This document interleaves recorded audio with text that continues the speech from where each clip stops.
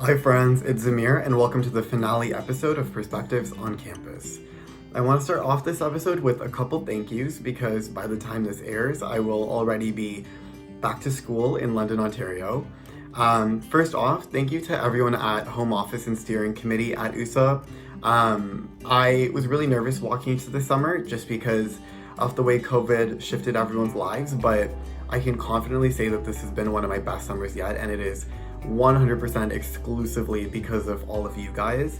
I think I've learned so much as, a student leader, as an advocate, as a researcher, and I'm really excited to apply everything I learned back at Western. So thank you from the bottom of my heart. Also, thank you to everyone who's been watching this series. I think, as a racialized person who's been observing instances of racism on campus, I was a little bit nervous to put out this series because I didn't know how it would be received. But the reception was extraordinarily positive, and that to me is really comforting because it tells me that, as a post-secondary community, we are feeling more and more comfortable having honest conversations about race and racism.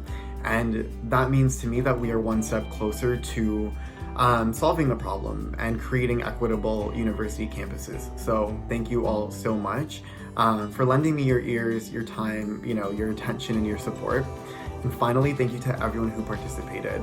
I know sharing personal experiences, especially when they're connected to racial trauma or other traumas, is really difficult.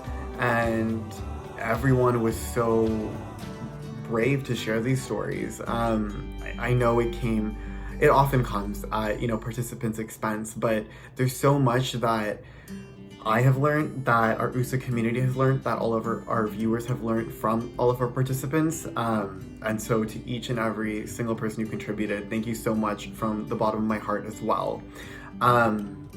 But enough thank yous. We still have a very important episode in front of us. In fact, an episode that I am very, very excited for. I want to talk about the experiences of our international students, in particular our Chinese international students. And that's because when COVID initially broke out, we saw an uptick in xenophobia across our university campuses. A lot of students became fearful or hateful towards our international students who present as Chinese or as East Asian, and there have been a lot of really amazing students who have been speaking out against this racism, one of which is my amazing new friend Xiao. She is a student at Queen's, a philosophy student, and she has been so involved in student activism, in creating petitions, signing petitions, attending protests, and so forth. And so I'm really excited to get that grassroots kind of perspective from her on what we can do to better support our international students, especially in light of the pandemic. I'm so excited to hear what she has to say.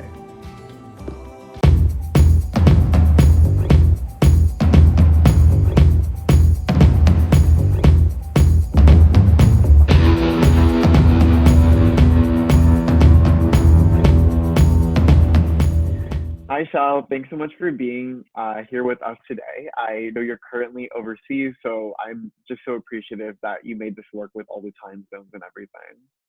Thank you so much for having me today. I'm very gladly to speak out on behalf of international students at Queen's. Yes. And so when this episode airs, it's actually going to be our finale episode. So I would imagine, by the time September hits, travel restrictions will be eased up a little bit. You'll probably be back at Kingston and back at your school at Queen's. Are you excited to return?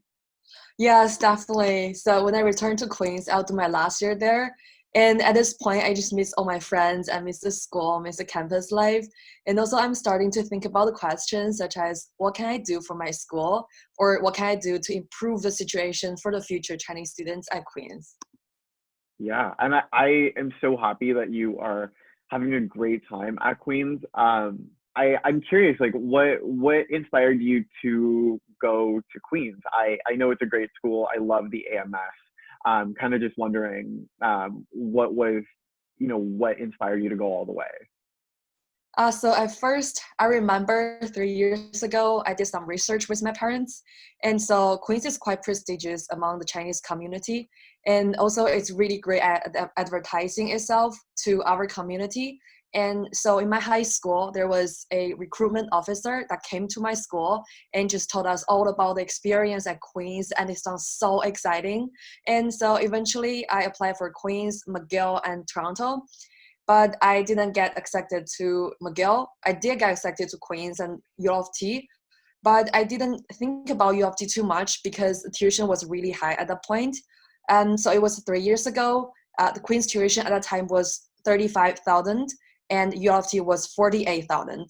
So in the end, I just decided to go to Queen's. Yeah, and you know what I will say, tuition affordability is such an important issue, and I'll provide a little bit of context to our friends who are watching, but domestic students are lucky in that the provincial government regulates our tuition using the tuition fee framework. So this framework essentially limits the percentage by which our tuition can increase year to year.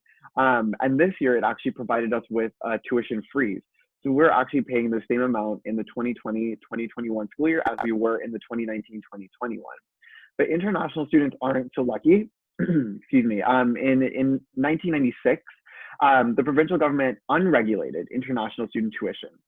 So as a result, international students see just very unpredictable spikes in the cost of their tuition. And so unlike their domestic counterparts, they aren't afforded that same degree of predictability that makes paying for university a little bit easier for us domestic students. Yeah, for sure. Yeah, I remember actually there's a meme in my first year that's circulating at Queen's talking about like how wealthy international students are. I remember it's a meme about an Asian man dressing in designer clothes like Gucci and going to his 8 a.m. tutorial or something. Actually, a lot of people think it was fine at that time, but like it's kind of problematic because it somehow stereotyping these Asian students into one narrative that we're all very wealthy because we can afford like luxury clothes and the high tuition fee. But actually, it causes a lot of resistance for those less wealthy international students when we're trying to tell the school to stop increasing our tuition fee because it's getting too much to handle. And so I have a lot of friends who are actually struggling to pay their tuitions and just worry about living in Canada in general because it's quite expensive comparing to living in China. And also we are very victimized by this narrative because when we're trying to lower tuitions and the people just don't understand, they'll say like, hey, you guys, you're so rich. Like, why do you have this activism? You're just trying to save some money, but you actually have those money. But the problem is not all of us have the money for those high tuitions. Yeah, and I think what's important to recognize is that just like for domestic students, that standard deviation of a student's parental or familial income is so wide. And so for sure, there might be some international students who are, you know, privileged in that sense, but there also are a whole host who can benefit from a lot more support. And I like your acknowledgement of how, you know, Asian students, international students experience campus life a little bit differently, because I think that's such an important intersectionality to recognize, is that how one experiences race on campus is often affected by a whole host of identity factors, including their national origin and identity. And I know specific to affordability, this is something you've been really passionate about and something you've really been fighting for at Queen's. What's this experience been like? Yeah, so I'm like pretty much actively always engaging with those kind of activism. And I've signed some petitions and just start telling about this kind of stuff we're doing to my domestic friends. And I remember it happens pretty much every year ever since I started at Queen's. But there's a big problem because sometimes people react like negatively towards our activism, especially from the local students. Because I remember it was a few months ago, I saw a post by Queen's Journal talking about the situation of international students at Queen's. And I made a comment and just saying that the tuition is rising so high, like it's very disturbing for a lot of people, by a lot of international students. And remember there's a domestic student replied to me and said that it's either you guys or us. So like, if you guys don't pay, then we have to pay. But like, because you're international students, so you should pay more. But I think he actually misunderstood my point, because our point is not why we should pay more, like 5 times more tuition than domestic students, but rather why the international tuition increases every year, but we still don't feel like treated right by the school. For example, last year at this time during the course registration period, um, the course was very limited in the sense that a lot of people couldn't even get into the courses that were required by the programs. And so I heard a lot of complaint from my Chinese friends saying that we pay so much every year and we're actually being very supportive of school's decision, but what school's trying to show us is an image that we're not really welcomed by the school in a sense. And so this makes us feel like a little bit exploited by the school. And also, we haven't really heard any responses from school so far. And I have talked to my friend, Natasha Zhang, who also studied at Queen's. She's also very active in engaging those petitions and stuff. And she also mentioned that a lot of international students actually feel like they're nothing but the ATM machines to the school. Like the school's always asking us for money, but the school doesn't actually treat us as like other students, like equal as domestic students. And for example, Queen's never actually consulted with us, international students, about the rise of tuition each year. And it also hasn't told us anything about where our tuition actually goes to. And so the result is we're paying more and more each year, but our university experience does not really get any better. And like this is definitely, you know, a podcast about racism on campus, but I think this is such an important intersectionality as well. So I do want to ask one more question about kind of, you know, affordability on campus, if that's okay with you. Yeah.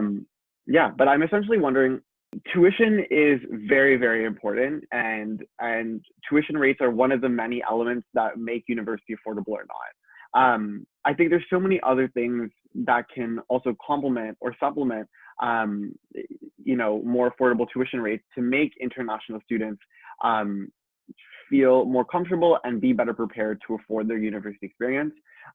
So, for example, investments in need-based financial aid, investing in the World University Service of Canada to fund refugee students, more scholarships, so forth, more support services. I know when we first talked, we talked about, you know, a lack of transition supports and tutoring services and so forth at a subsidized rate. So what do you think as an international student would be beneficial for your fellow peers, especially in light of the pandemic? I think there's still some things that should be done, and it could be done, that it is feasible to do this. For example, the school can provide international students with more information and opportunities to get access to employment, on-campus employments, such as a work-study program that we can actually work and support our living in Canada. And also, there should be more scholarships targeted towards international students, because I've seen so many international students are very talented in the area of their study, for example, engineering, biology, science, or even arts. And so I think if there's a scholarship that actually rewards to those students, it will make us feel like we're appreciated by the school, and we'll be more encouraged to actually study better and make more contribution to Queen society. And also, I think there should be more services provided to the international students, such as, because I remember when I first went to Queens 3 years ago, I was really confused for a while because nobody told me what I should do. Like, I was really stressful and I had to figure a lot of things by myself, or just asking a lot of my peers who actually had no idea either. And so I think it would be really nice if the school can invest something to give us more suggestions, such as academic advisors or counselors, to provide those supports and mental health counseling. It would be really nice. And lastly, I think this is also very important, that universities should give us more political representation and social representation on campus. And we want to have this political representation because it gives us a power to have a say in university policies, and then it can actually negotiate on the behalf of our international students. Interesting. I actually really like that recommendation. I've never heard of that before, and I think that's definitely something our universities and student unions should look into. So thank you for sharing that. So yeah, as we were saying, affordability is like one of the biggest issues that our international students have to grapple with. But on the whole, the experience of being an international student is fundamentally different than being a domestic student.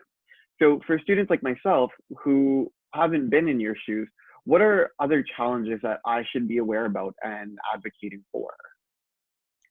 Well, for international students like me and my friends, first of all, there's a big structural problem on campus. It's the challenge of us to fit in. And it's just not only the problem for first year students, but also a lot of senior students also experience this, is that because Queens is quite dominated by a specific culture, for example, it features those wealthy white people or white students who are like quite privileged in a sense, and they have their own community and their own culture. Like I don't know if you know the business school like Becky or Chad. And so for us who are actually not in this narrative, either we try to fit in that narrative or we just stay with our own community. And so it's just like big choices. Should I change myself or just should I stay myself but still like stay away from the school life? It's very confusing for a lot of people. And also for international students, as I've mentioned, that we received little guidance from school, that there has been inadequate resources invested by the school that compares to the amount of tuition that we actually pay. So I think that we deserve more services and more investment from the school targeting the international community. And also for a lot of students, language is certainly a barrier. My personal experience is that when I first went to Queens 3 years ago, I had a big problem, even though I had passed all the English tests required by the school. But the reality is the spoken English is quite different from the standard testing English. And so I had a problem adjusting to that, but I think I'm doing well so far. And also, as also I've mentioned that there has been the problem of fitting in, adjusting to the university life, especially for international students coming from Asian background, for example, China, that it is quite different. The Western university is quite different from Chinese high school, that we literally have no idea about academic writing at the first place. And then like we had to figure out everything by ourselves. So I think it'd be really nice if the school can organize some events to teach international students about the necessary skills that you have for university. For example, academic writing, citation, and how to plan your schedule, and how to maintain a good mental health while achieving academic excellence. And lastly, as we always say that there's racism on campus, my personal feeling is that the school hasn't done enough to address racism. It's not just xenophobia, it's also racist aggression against other minorities on campus.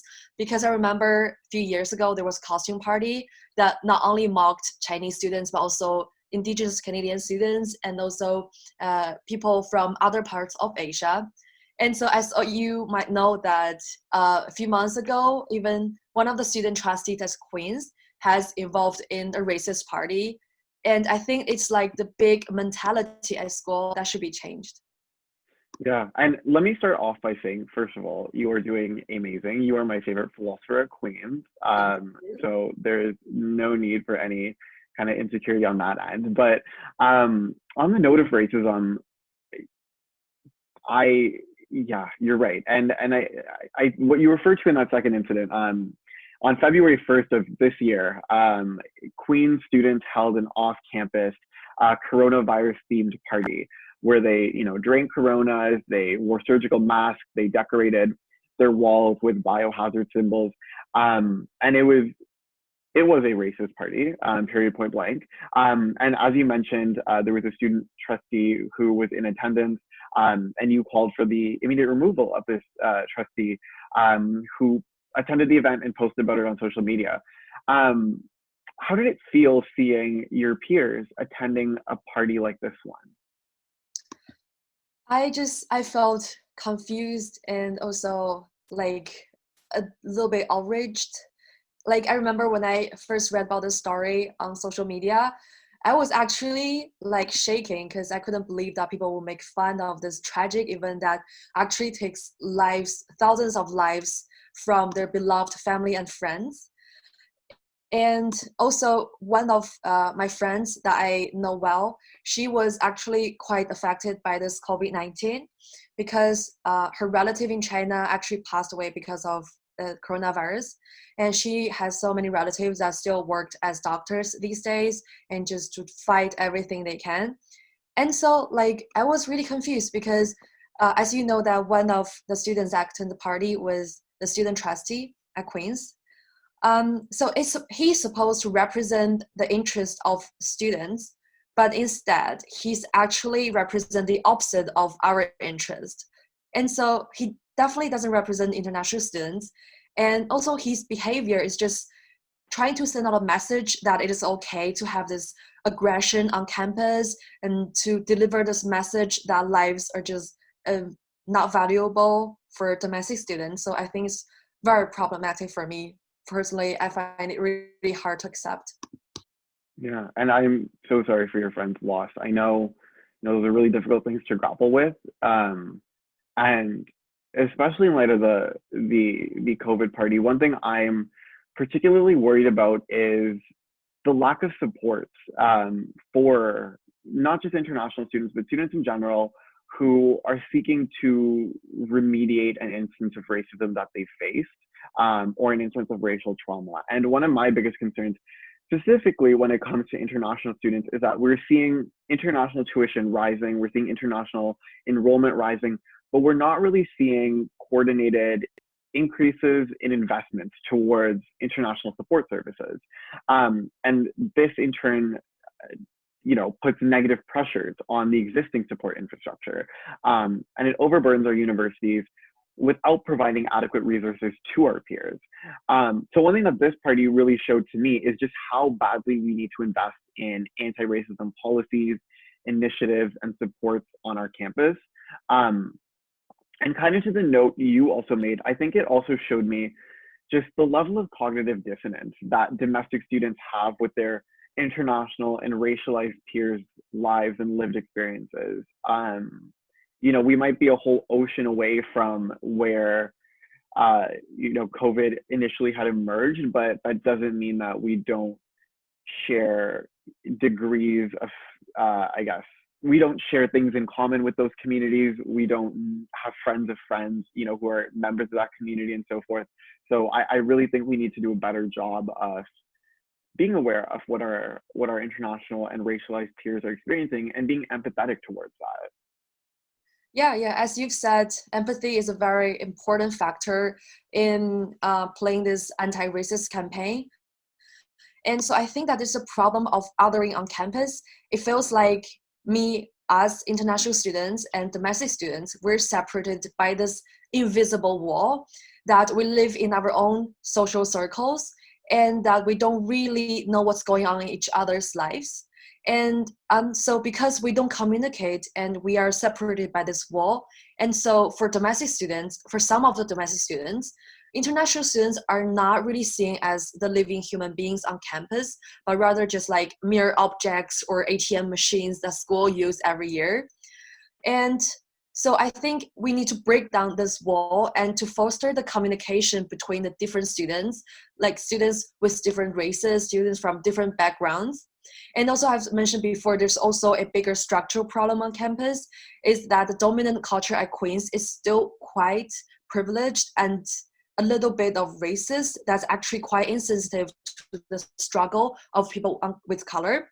And so I think that this has created a division between, like the dominant white students and also like the students who are racialized, and that we either have to fit in with them, with like the white students, or we have to stay in our own social circle. But this is kind of problematic because it also fosters the further strengthening of this invisible wall. Yeah, no, absolutely. I go to Western, as I mentioned, and we have the same problem on our campus in that we have domestic students and international students not commingling too much. And I've been thinking a lot about how we can start bridging those divides. Do you have any ideas, maybe? Yeah, first of all, I think we can always start from smaller things like clubs or school events.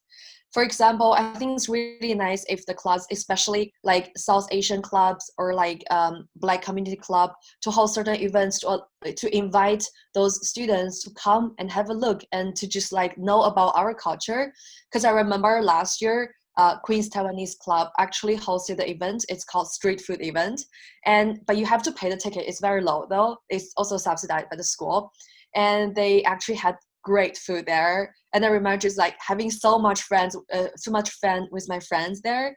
And also actually got to talk to those people from Taiwan and just like allow for the exchange of ideas. So I think that would be definitely a good idea to always start with food and social events. And so on those events we can have like real conversations. And I think it's also very important that if we actually allows for the smaller communities that's comprised of domestic students and international students, because in my program, in philosophy program, we are a very small program that is only maybe like 40-50 people going to the philosophy major every year. And so when you have classes with like different nationalities of students, you actually kind of have to talk to them, because they're all the people that you see every day, the people you hang out with, the people you talk to. And so in the end, actually, it makes me realize that it's like there's so many diversities within the Queen's community, and actually appreciate that. Yeah, and also there's a school-funded facility. At Queen's, we have the Queen's University International Center, QUIC.